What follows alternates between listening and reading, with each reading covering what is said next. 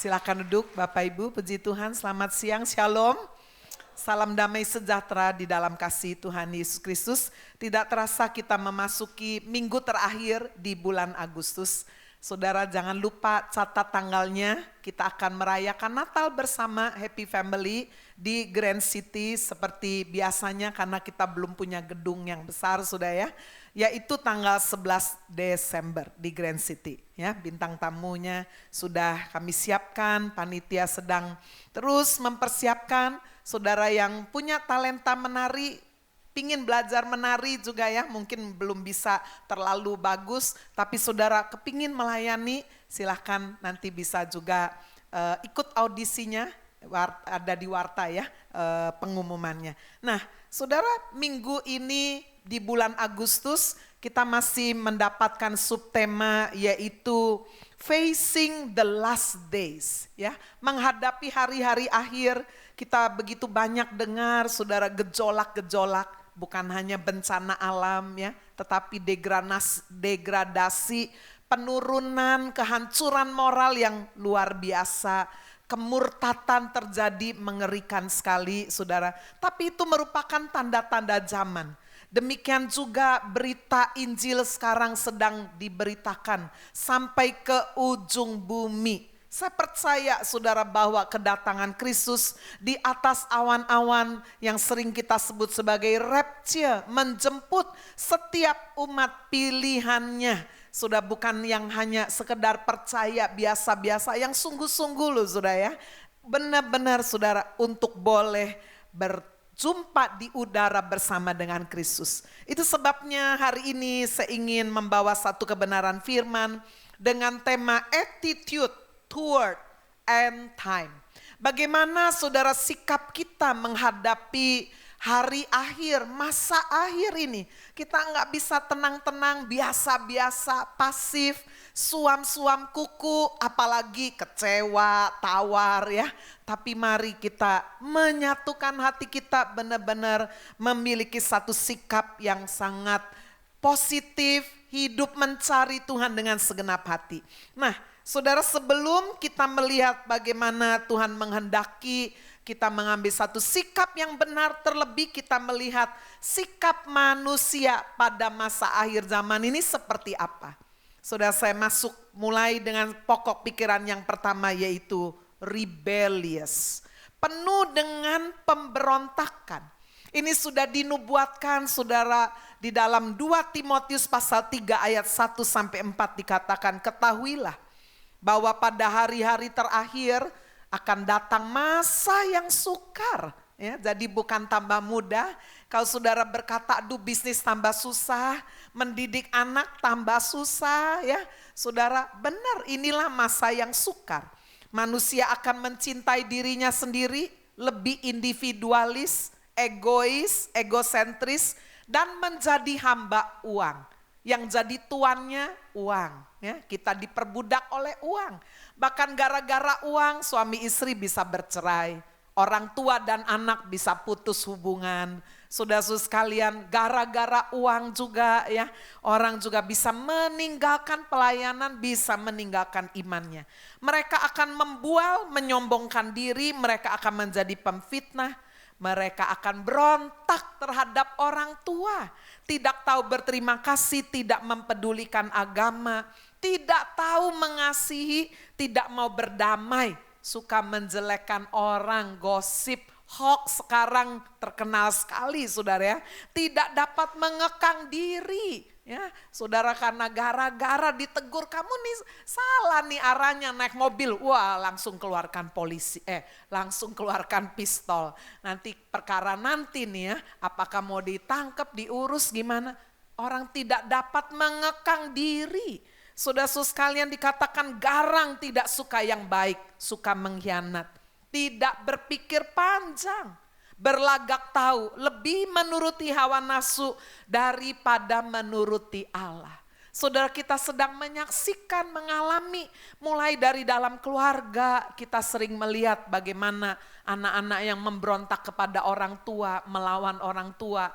Baru-baru ini viral sudah ya, anak tendang kepala mamanya sendiri. Waduh, sampai dipolisikan. Pakai bahasa Jawa, kenapa kamu ini sampai pukul-pukul, tendang-tendang kepala orang tua yang melahirkan kamu? Saudara, saya juga baru-baru ini dengar bagaimana saudara putusnya hubungan orang tua dengan anak, khususnya papa sama anak. Anaknya udah sekolahin ke luar negeri, sekolah, pulang, pinter, mau supaya meneruskan bisnis papanya punya perusahaan. Tetapi saudara, papanya ya seperti banyak orang tua pada umumnya pakai cara lama. Anaknya bawa dengan sistem yang baru, seharusnya kan saling melengkapi. Ini enggak saudara ya, anaknya merasa udah pinter juga bilang, Pak, Papa nggak pakai sistem ini, nggak mau diperbarui, saya udah nggak mau bantu Papa lagi. Wah, papanya marah sekali. Kamu ya belum lahir Papa sudah mulai usaha ini.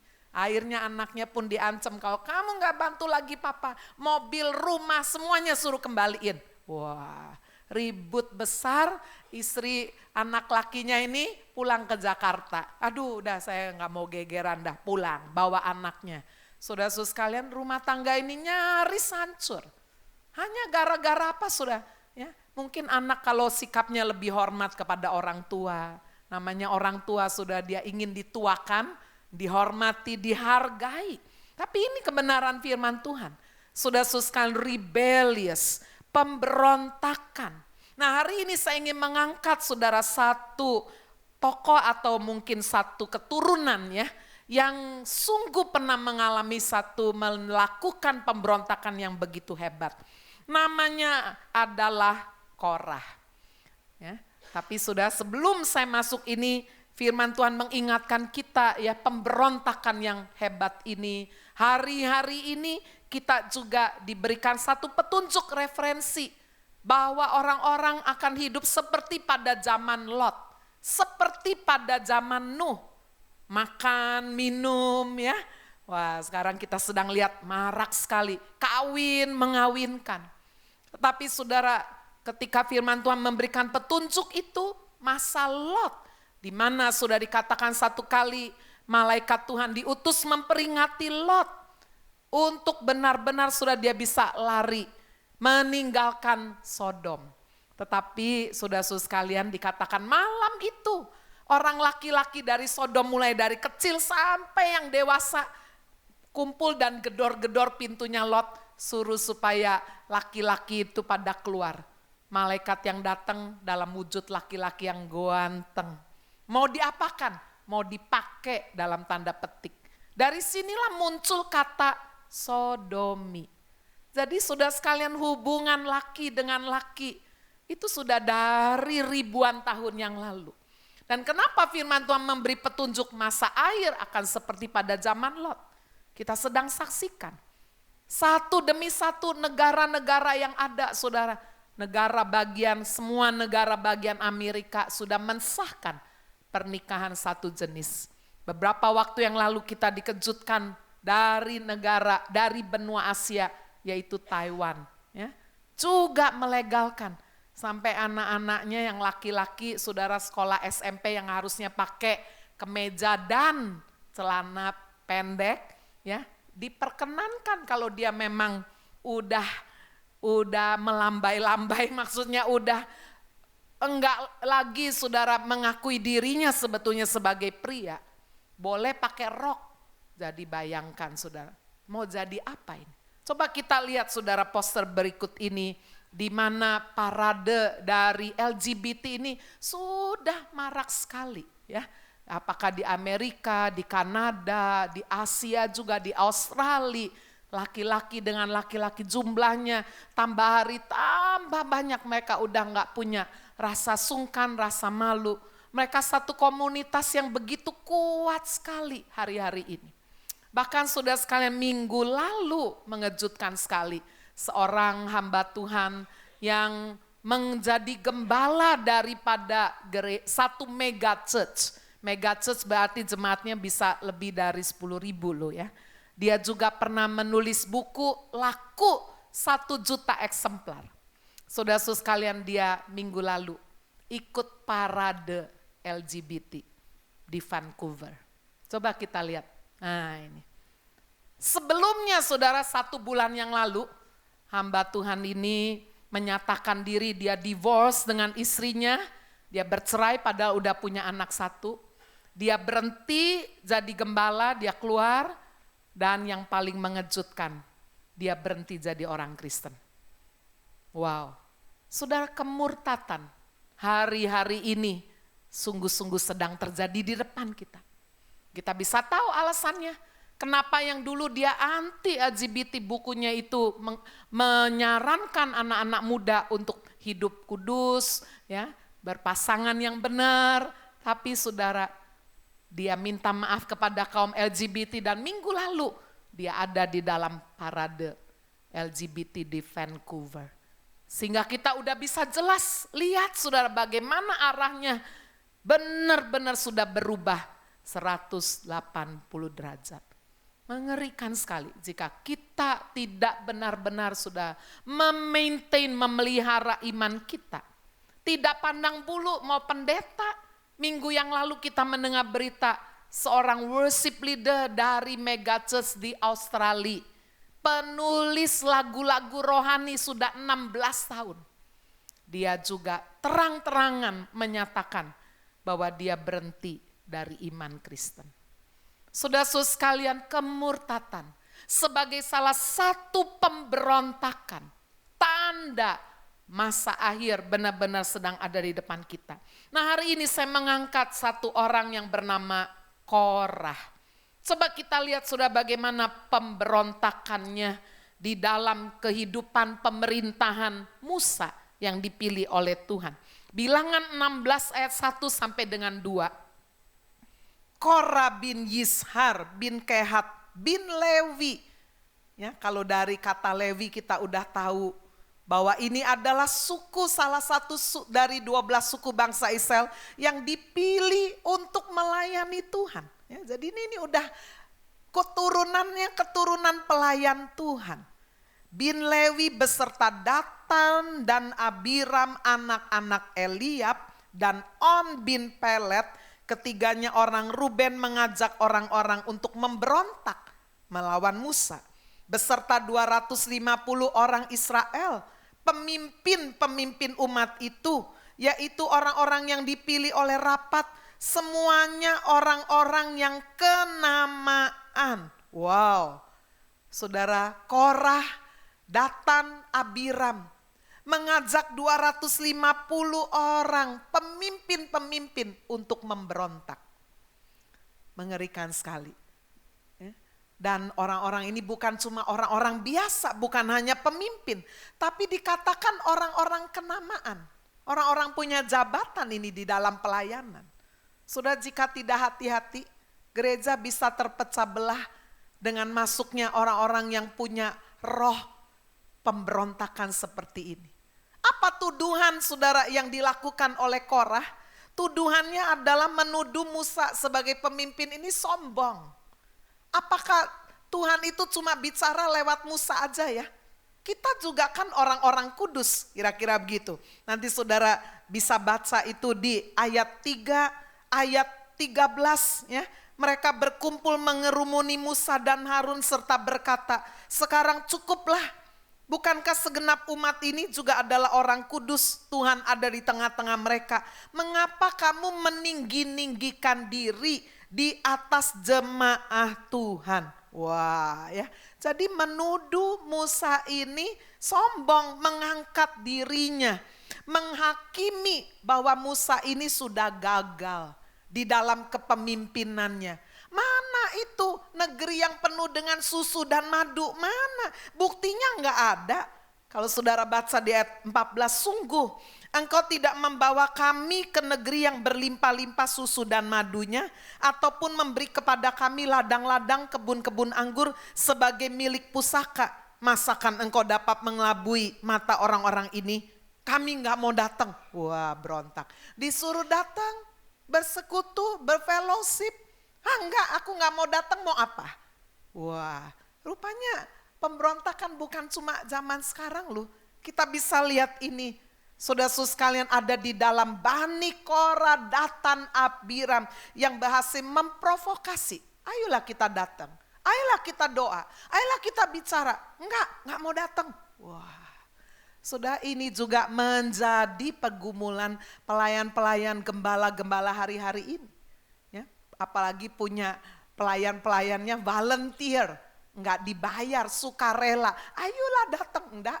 Aku enggak mau datang, mau apa? Ya enggak bisa apa-apa kan. Ya, saya repot, saya sibuk, saya capek, saya olahraga, saya tenis, saya punya les, begini, 1001 macam alasan. Saudara, pemberontakan bisa ada di level mana aja. Apakah itu gereja, apakah itu keluarga, anak berontak sama orang tuanya, istri berontak sama suaminya. Kamu gak mau nurut ya? Iya, aku gak mau nurut, mau apa? Waduh, ya gak bisa apa-apa juga kan. Berapa banyak sudah karyawan-karyawati kepada pimpinannya. Bangsa dan negara, warga berontak kepada pimpinannya. Lakukan kudeta dan semuanya. Ini sudah roh pemberontakan Korah ada di mana-mana. Bagaimana reaksi Musa sebagai pemimpin? Saudara, dia hanya bisa lapor kepada Tuhan. Kalau saudara membaca bagaimana dia bersujud kepada Tuhan di ayat yang keempat.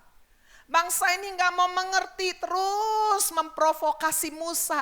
Sampai akhirnya kesabaran Musa sebagai pemimpin habis juga. Musa orang biasa walaupun disebut sebagai orang yang lembut hatinya. Waduh, sudah menghadapi 2,5 juta orang, ini ada 250 orang. Berarti kurang lebih berapa ya? 10% ya? Waduh, 10%-nya ini memberontak. Ini Musa memperhatikan yang 90%. Kalau enggak benar-benar ditangani dengan baik, semua terprovokasi. Apa yang dilakukan Musa, sudah dia marah. Di ayat 15, lalu sangat marahlah Musa dan ia berkata kepada Tuhan, janganlah perhatikan segala persembahan mereka. Belum pernah kuambil 1 ekor keledai pun dari mereka. Dan belum pernah kulakukan yang jahat kepada seorang pun dari mereka. Ya, Musa membela diri. Saya emangnya pernah dapat apa dari kamu? Ya, aku juga enggak melakukan sesuatu yang jahat. Musa menyerahkan hal itu kepada Tuhan. Tuhan, mereka meragukan kepemimpinan, meragukan panggilan, utusan dari Tuhan, meragukan, biar semuanya serahkan sama Tuhan. Semua kita udah tahu kisah tentang Musa yang diambil saudara dari Sungai Nil. Ya, bayi Musa taruh di keranjang, dibesarkan putri Firaun. Sebelumnya disusui dulu sama mamanya Musa sendiri. Benar-benar kita sudah lihat. Itu adalah tanda-tanda bagaimana Tuhanlah yang memanggil Musa. Tapi ada aja saudara ya, orang-orang pemberontak ini. Dan sampai Musa akhirnya menyerahkan itu kepada Tuhan. Kalau saudara baca di Bilangan 16 ayat 28. Sampai Musa berkata, kita serahkan aja sama Tuhan. Kalau kamu gak mempercayai otoritas yang Tuhan berikan kepadaku, ya sudah, aku serahkan semua kepada Tuhan. Kalau nanti matinya kamu ini 250 orang ini, orang matinya seperti orang biasa, itu menandakan aku tidak diutus Tuhan. Ini Musa ngomong. Tapi nanti lihat, kalau kamu matinya nih seperti orang-orang yang tidak pada umumnya, sehingga dikatakan mereka hidup-hidup turun ke dunia orang mati, maka kamu akan tahu bahwa orang ini telah menista Tuhan. Waduh. Saudara, dan kita lihat ini satu peristiwa yang memang benar-benar ada di dalam Alkitab, menggambarkan bagaimana pemberontakan sangat menyakitkan hati Tuhan. Dan terjadi kalau saudara membaca, saudara, di ayat 31 Allah bereaksi, reaksi Allah. Bumi menelan mereka. Baru saja Musa selesai mengucapkan perkataan itu, terbelahlah tanah yang dibawa mereka. Bumi membuka mulutnya menelan mereka dengan seisi rumahnya dan dengan semua orang yang ada pada Korah, dengan segala harta miliknya. Bagaimana dengan 250 pemimpin yang lain? Kalau saudara baca di ayat 35, api turun saudara dari langit, menghabiskan ke 250 orang yang mempersembahkan ukupan kepada Tuhan. Saudara-saudara sekalian, kalau saudara udah dengar cerita seperti ini, reaksi kita yang selamat mestinya gimana saudara? Takut dong, waduh takut ini.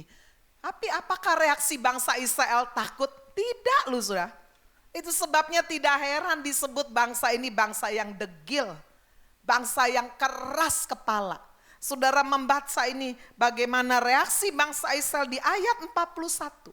Baru aja lihat bumi langsung terbelah menelan Korah dan keluarganya. Dan juga menelan sudah membakar 250 orang-orang yang bisa diprovokasi ini. Di ayat 41 dikatakan pada keesokan harinya bersungut-sungutlah segenap umat Israel kepada Musa dan Harun, kata mereka, kamu telah membunuh umat Tuhan. Wah, ngomel, kamu udah bunuh ini 10% mati semua gara-gara kamu ini. Aduh sudah ya, jangan main-main ini. Bagaimana reaksi Tuhan? Reaksi Tuhan, dia menyatakan kemuliaannya. Ditulis itu di ayat 42b. Allah menyatakan kemuliaannya, dan di ayat 49 dikatakan 14.700 orang, ya nggak salah itu ya. Ayat 49, mereka yang mati kena tulah 14.700 orang banyaknya. Wow. Saudara, kita terlalu sering dengar firman Tuhan itu murah hati, sabar, lemah lembut, penuh kasih. Betul, amin, amin. Betul saudara? Kasih karunia begitu besar sampai kita yang berdosa diselamatkan. Tapi Allah juga punya sisi keras. Saudara-saudara sekalian, itu sebabnya firman Tuhan mengingatkan Roma 11 ayat 22. Sebab itu perhatikanlah kemurahan Allah dan juga kekerasannya. Yaitu kekerasan atas orang-orang yang telah jatuh. Tetapi atas kamu kemurahannya jika kamu tetap dalam kemurahannya. Jika tidak, katanya, kamu pun dipotong juga. Ini Roma 11 sedang berbicara perumpamaan pohon zaitun yang cabang asli itu adalah orang Israel.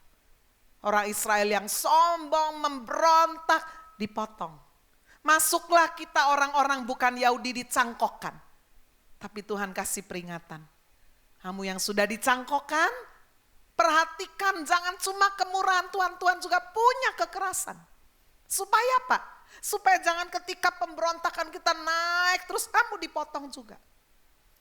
2 hari lalu saya dengar YouTube saudara 52 menit. Dari seorang yang menghina-hina, mengejek-ngejek kekristenan luar biasa. Ditantang-tantang, ayo siapa berani berdebat sama saya, nantang. Menjelekkan salib, menjelekkan Kristen, dibilang Alkitab ini palsu lah dan sebagainya. Lalu dia menjelaskan, saya ini pendeta dulu. Saya ini rektor sekolah Alkitab, ditunjukin foto-foto. Dulu pendeta-pendeta saya yang tahbiskan. Tapi saya sekarang tidak lagi. Saya sudah memurtadkan orang Kristen 3.000 orang. Waduh, sombongnya luar biasa. Waktu dengar itu dalam hati saya cuma bilang begini, tunggu tanggal mainnya. Betul gak saudara? Tidak sedang berhubungan dengan kita orang Kristen pemaaf, pengampun. Tetapi saudara, jika Allah yang kemudian dihina, direndahkan, dihancurkan sampai seperti itu, nanti dia bertanggung jawablah sama Tuhan. Cepat atau lambat. Nah, hari-hari ini kita sedang melihat itu. Spirit of rebellion. Roh pemberontakan terjadi di mana-mana. Keluarga pasti paling merasakan. Zaman saya masih kecil rasanya kita semua anak-anak tuh nurut sekali ya. Aman sekarang, waduh, protes, kritis, wah ya, gampang sekali. Tetapi sudah bagian yang kedua, ini adalah satu sasaran hidup kita. Bagaimana attitude toward end time. Bagaimana kita seharusnya bersikap yang hidup pada masa akhir. Saudara, saya beri pernyataan ini adalah watchful. Mari kita berjaga-jaga. Saudara, ketidaksetiaan bangsa Israel dibayar dengan harga yang sangat mahal, mahal sekali. Mereka dibuang ke Babel. Kalau saudara baca di 1 Tawaris 9 ayat 1. Alasannya jelas karena perbuatan mereka yang tidak setia, mereka dibuang ke Babel. Saudara, enggak tanggung-tanggung 70 tahun loh. Mereka ada di Babel dijadikan budak. Arti nama Babel adalah kekacauan, confusion. Dan saudara, kata Babel muncul pertama kali di dalam Kejadian pasal 11. Siapa yang mendirikan Babel? Memimpin pendirian Babel, Nimrod. Raja Nimrod. Bangun gedung yang tinggi sampai ke langit. Ingin cari nama. Wah, sampai kemudian Tuhan turun dan menyerahkan bahasa mereka sehingga Babel nggak jadi. Saudara, apakah ini kebetulan atau tidak? Ketika kita melihat bentuk gedung parlemen Uni Eropa di Brussels, di Belgia. Coba kita lihat. Wow. Ya, saudara, ini dibangun dengan harga 12 miliar dolar. Murah ya? Kok mahal begini, bangunannya seperti modern, futuristik. Ada sesuatu yang aneh. Kayak belum selesai ya. Saudara sekalian, gedung utama ini adalah namanya Louis Weiss. Dibangun dan jadi pada tanggal 14 Desember 1999. Saudara, apakah kebetulan kalau bangunan Uni Parlemen di Brussels ini dibangun mirip sekali dengan Babel? Coba kita lihat lukisan yang dibuat saudara oleh seorang yang bernama Peter Bruegel pada tahun 1563. Mirip nggak saudara? Sangat mirip sekali. Nah, saya membaca, saya belum pernah masuk sih ya di parlemen Uni Eropa. Jumlah kursi meetingnya itu ada 666. Ya, bilangan manusia 666. Dan kursi nomor 666 kosong. Enggak ada yang dudukin di situ. Semua saudara Perdana Menteri yang termasuk di Uni Parlemen ini pasti punya kursi masing-masing. Saudara lihat itu di atasnya dikelilingi oleh bintang-bintang. Lihat lebih baik. Ini bukan hanya sekedar bintang.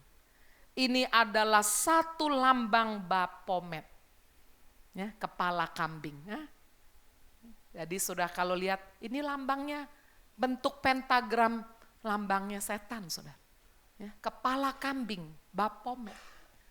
Dan kalau saudara lihat coba dalam bentuk bintang lebih jelas lagi. Nah, ada bedanya enggak saudara yang merah dengan yang biru? Yang merah inilah tadi yang dipakai saudara di benderanya Uni Eropa. Sementara yang biru ini adalah bintang Raja Daud, Israel. Beda. Saudara, apakah ini semua kebetulan? Saya kira tidak. Benar-benar Babel sedang dibangun, diangkat kembali. Itu sebabnya Bapak Ibu Saudara sekalian, ketika bangsa Israel juga karena ketidaksetiaan mereka dibuang ke Babel 70 tahun. Setelah 70 tahun Tuhan membawa pemulihan kepada bangsa ini. Kita bisa melihat bagaimana melalui Raja Persia bernama Kores. Tuhan seringkali membawa satu perubahan dalam hidup ini. Tidak selalu pakai orang Kristen. Elia ditolong melalui janda Sarfat.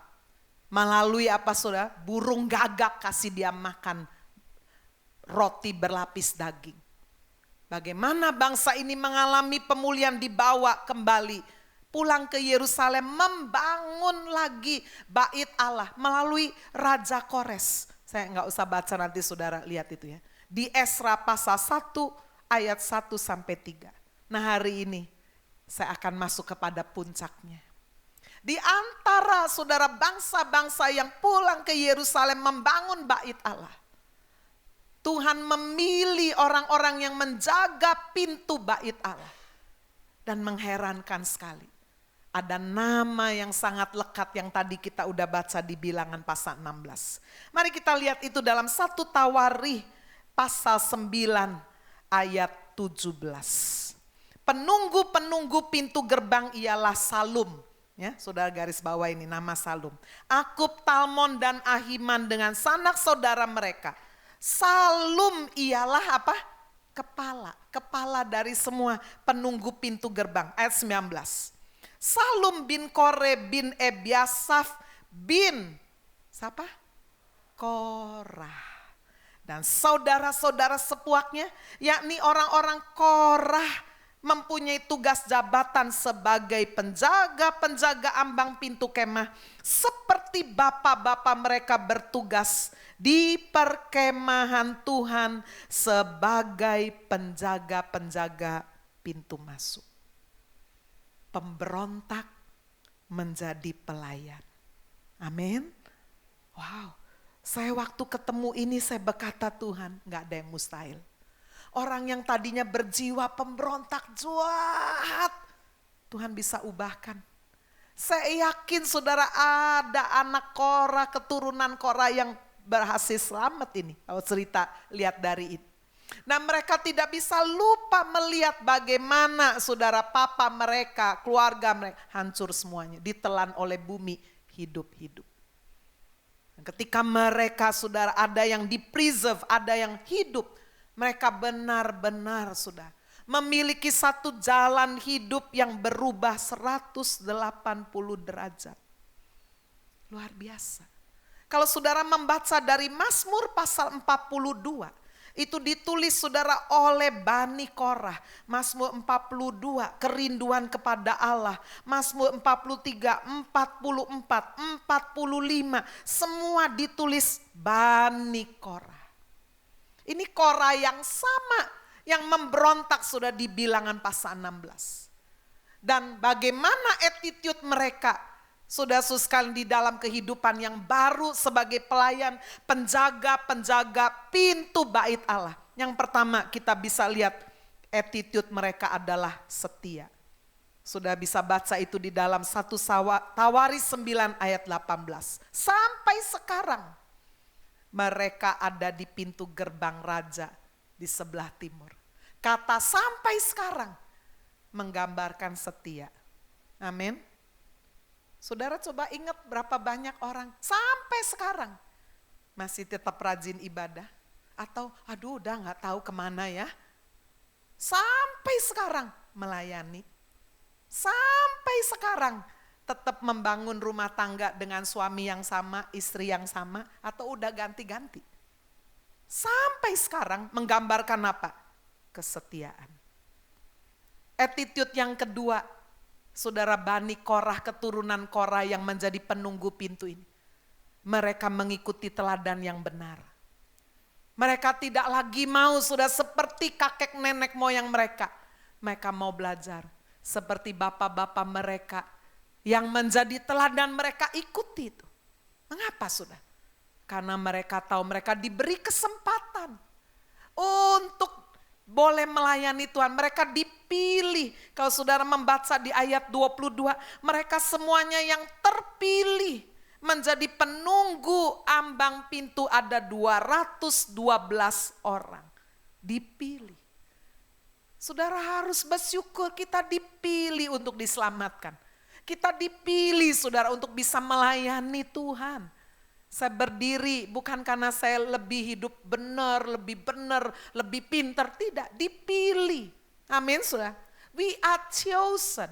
1 Petrus 2 ayat 9 berkata, kamu adalah bangsa yang terpilih, imamat yang rajani, bangsa yang kudus. Dipanggil keluar dari kegelapan masuk terang yang ajaib. Untuk membawa berita kemuliaan Tuhan. Dipilih.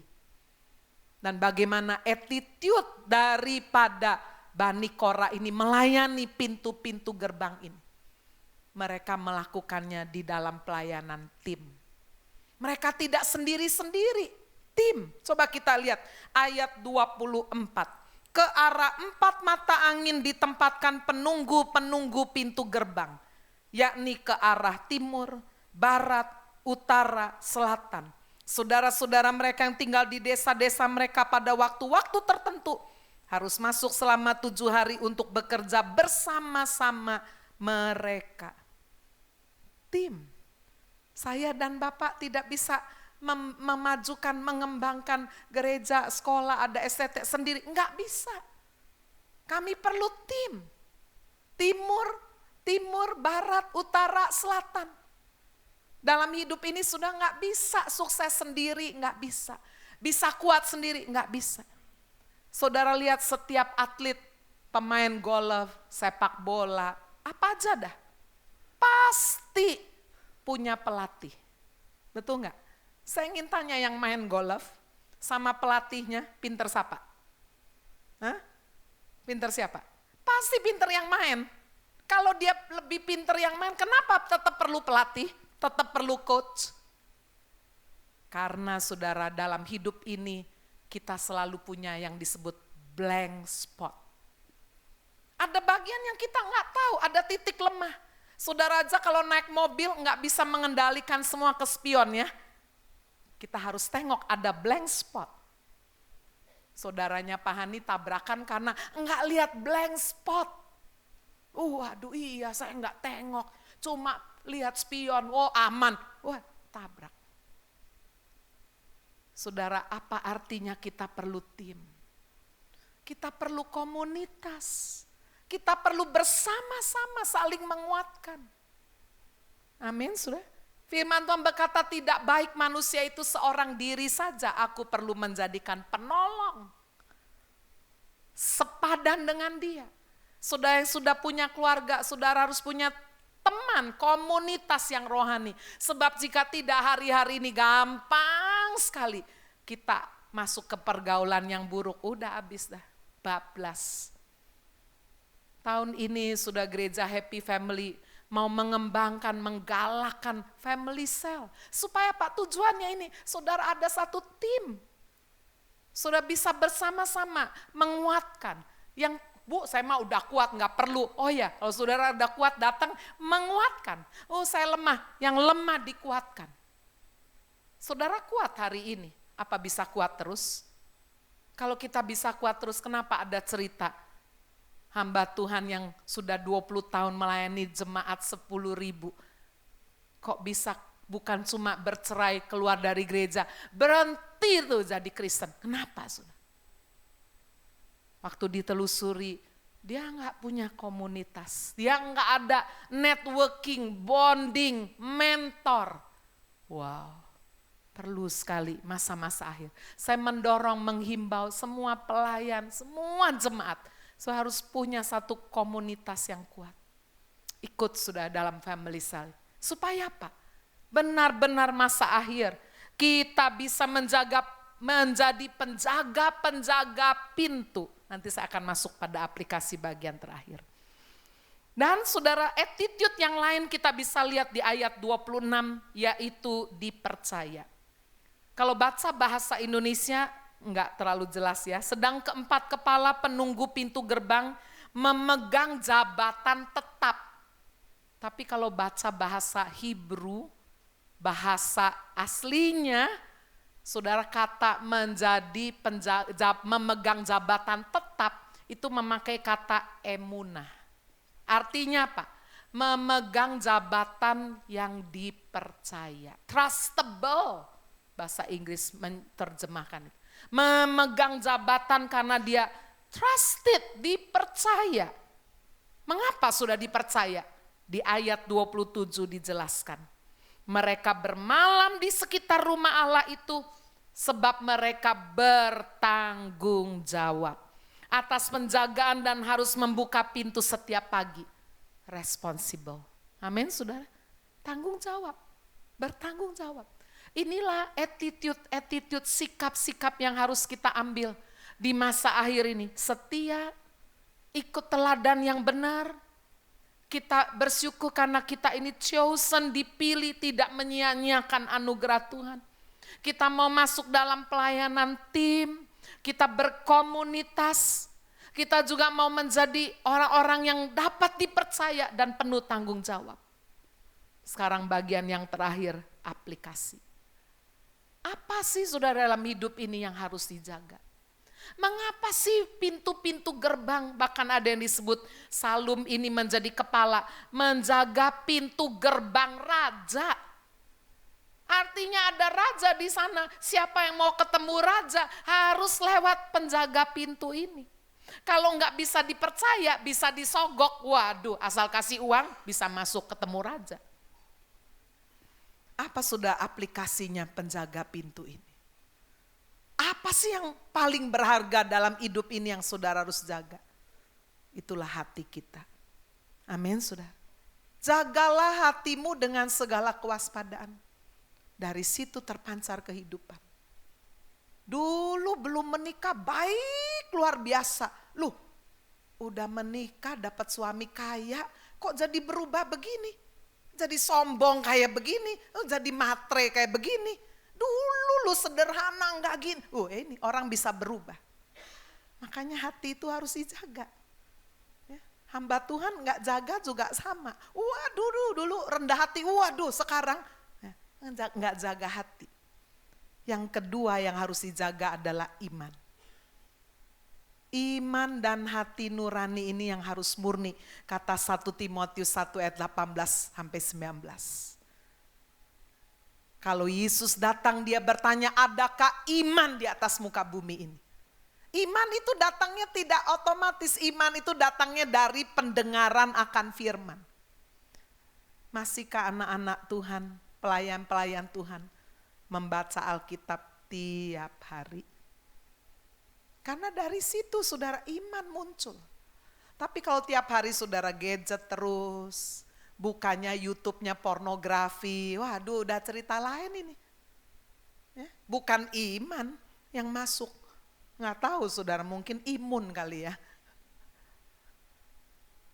Inilah yang harus kita jaga, iman. Supaya nggak goyang, nggak pindah, nggak murtad.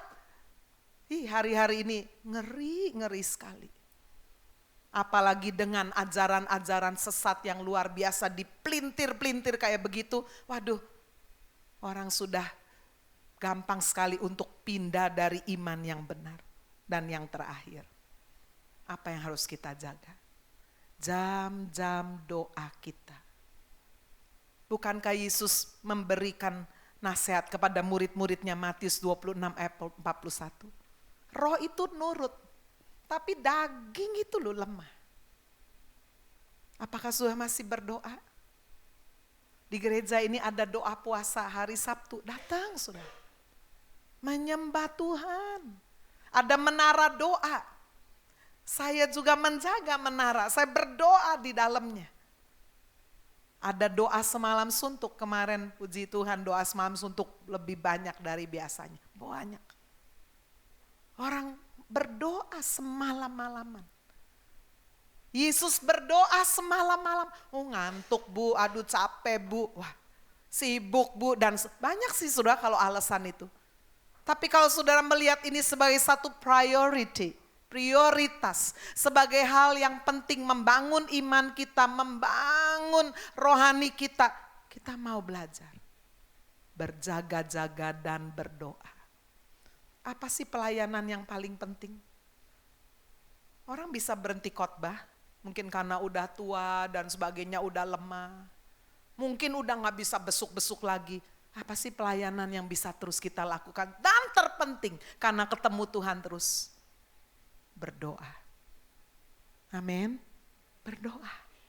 Saya mau setiap umat benar-benar memasuki masa yang sangat akhir ini. Attitude toward end time. Menjaga hati kita, menjaga iman kita. Menjaga doa-doa kita di hadapan Tuhan. Amin. Tuhan Yesus memberkati kita semua.